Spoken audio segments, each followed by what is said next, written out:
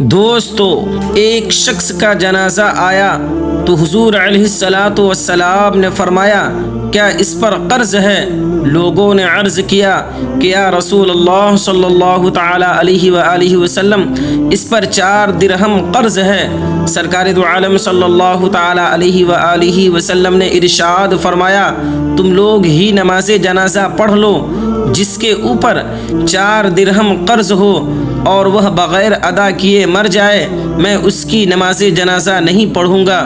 اسی وقت حضرت جبرائیل علیہ السلام نازل ہوئے اور عرض کیے کہ یا رسول اللہ صلی اللہ تعالی علیہ وسلم، اللہ تبارک و تعالی آپ کو سلام کہتا ہے اور فرماتا ہے کہ جبرائیل کو میں انسانی شکل میں بھیجتا ہوں، وہ اس شخص کا قرض ادا کر دے گا۔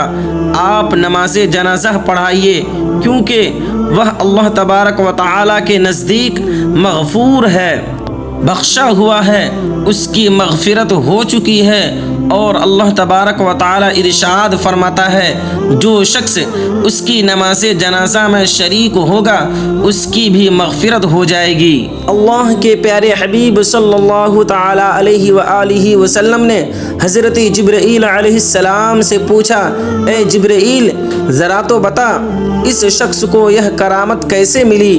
اس شخص کو یہ عظمت کس عمل کی بدولت نصیب ہوئی؟ اس کی بلندی مراتب کا سبب کیا ہے؟ اس کا کون سا عمل اللہ کو پسند آ گیا؟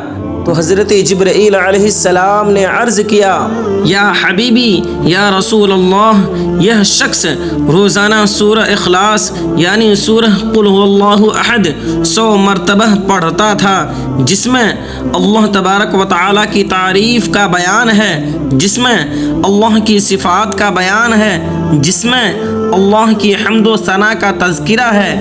اسی سبب سے اللہ تبارک و تعالی نے اس شخص کو یہ عظمت عطا فرمائی۔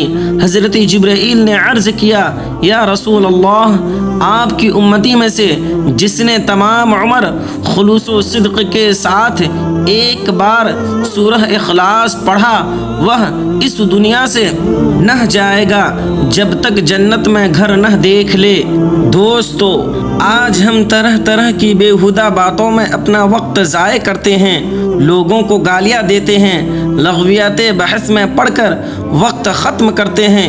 اتنی توفیق نہیں ہوتی کہ قرآن کی تلاوت کریں، اس لیے اپنے بچوں کو تعلیم دیں تاکہ روزانہ قرآن کی تلاوت کریں۔ ویڈیو اچھی لگی تو لائک اور چینل کو سبسکرائب ضرور کریں۔